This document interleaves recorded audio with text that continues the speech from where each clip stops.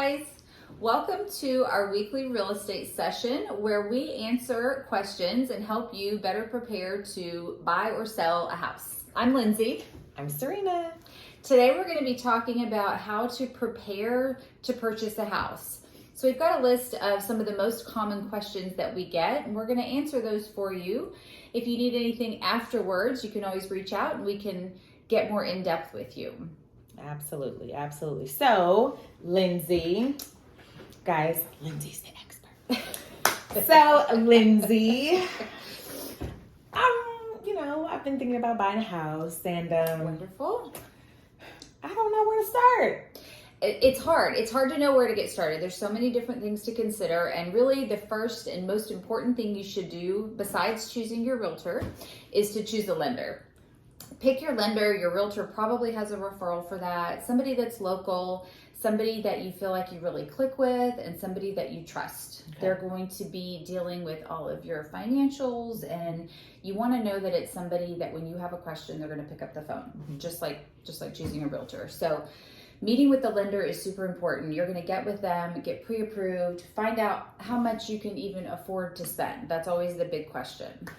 I was going to ask, why should we, contact a lender first? But you just answered that question because I need to know how much house I can actually afford. Like I could list my wants and my needs, my non-negotiables. But if I don't know how much I can afford, that could just be a whole total waste of time, right? Absolutely. You want to look at houses when you start looking that are in your price range. You want to know that it's something that's, a reasonable option for you. You don't want to waste your own time, your realtor's time, seller's time, looking at stuff that doesn't even work with your budget. Yeah, absolutely. Absolutely. Awesome. Okay. So, how much cash will I need? Like, do I need to save some money first? Can I, what's that process? Yes. So absolutely. You're going to need some money up front. The down payment is the big thing. That's one of those things that's going to come from that meeting with your lender. They're going to be able to help you choose the best loan that fits your credit, your income, your debt to income ratios, all of that. So you're going to need a down payment, and that's going to be paid at closing. Down payment is going to run anywhere from 3.5% to 20%. There's going to be loan programs out there for veterans that are 0% down, but most of the other options are going to require some type of a down payment. So that needs to be saved in the bank, ready to go. During the sales process, during the contract process, you're going to have a few handful other expenses. You're going to have what's called an option fee, which is in Texas, buys you a period in the beginning to get out. So you're gonna need a couple $100 for that. Okay. You're gonna need earnest money, say 1% or so of your sales price. Okay. You're gonna need to pay the inspector. That's gonna run you $350 to $550, somewhere in there. You're going to possibly need to pay for your appraisal when that time comes. Another, let's say $500. So it's good to have all of those amounts already set aside. You don't wanna be scrambling at the last minute to find money to pay for all those little things. Have them ready to go. Wow.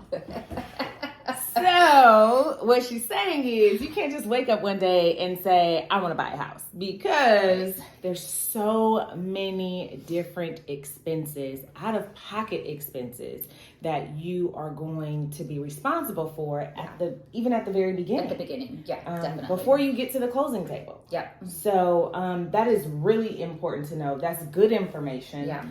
Because I do think there is a misconception out there that you really can wake up and say, hey, I want to buy a house. Yes. Yeah. It's going to take some planning. It's going to take some, that meeting with your lender is going to tell you if you need to work on your credit, if you need to stockpile cash, all of those things. So before you start shopping for the house and doing all that stuff, you've got to have all your ducks in a row and ready to go. It's a big part of it. Awesome. Well, that was great information. Now, how long does the process, actually take once, we get through the initial process? So I like to tell buyers to plan for 2 months or so to look for houses. it largely depends on what's happening in the market. If we're in a really tight market, it could take longer. If we're in a market where there's tons of inventory everywhere, obviously you could find a house the first weekend you're out. But if you give yourself a good solid 2 months, you've got plenty of time. You don't have to rush around. You don't want to buy the first house that you see because you feel like you don't have any time left over. Then once contracts are signed, it's typically going to be a 30-day process. There's some scenarios where it's a little bit more, but it's a good 30-day process from signing the contract to getting the keys. You know, once you know how much you can afford. Yes. What is the best way to search for a house? Okay, so when I have a buyer client, I like to have a whole little mini session with them where we go over that process of looking for houses and what we're looking for and all their wants and needs and all those things.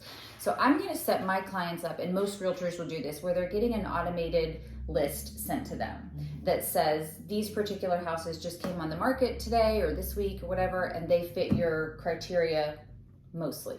So you can do it that way. That way you and your realtor are in constant communication about what you like, what you don't like. Also, there's a bazillion apps. We all know that. So you've got your realtor.com, your Zillow, all of those. I personally, as a realtor, am okay with my clients sending me stuff from those apps. It's going to happen. There's no reason to fight about it. You know, take it, look them up, whatever. All of the apps don't have 100% accurate information. So that's something just to kind of be aware of. And when they're quoting mortgage payments and quoting this and that, just know that those numbers are not accurate. Throw them out the window. The Zestimates and whatnot, it might be a good starting off point, but it's not something you should consider fact. You know, use those apps to look for houses, and then you know, compare them with what's actually listed and with what your realtor can find for you. All right. So guys, you can't go looking for houses on your own, right? You can, but you're going to eventually need some help, because Zillow and, you know, realtor.com, they do have information. They do have the homes that are on the market. But like Lindsay said, they're not always updated immediately. And they don't have the most accurate numbers when they're providing you with estimates. So it's really good to have a realtor who has access to all those real numbers in real time.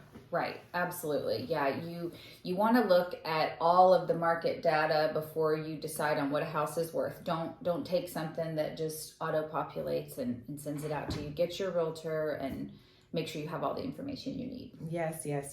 Now, is there anything else that you think we should know if we are planning to purchase a home?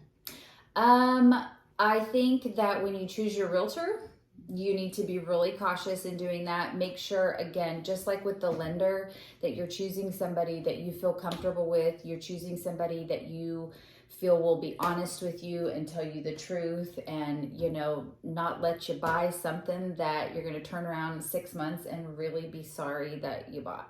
You know, it's make sure you do your due diligence in all of your efforts. Or even the next day you find a hole like in a cabinet or something like that. I mean, you guys, you know, you want to get somebody who is, you know, going to have your best interest at heart, and is going to work for you, work hard for you. Absolutely. And not just try to sell you anything. Absolutely. Because they are out there. Those realtors they are out there. You know, they are out there.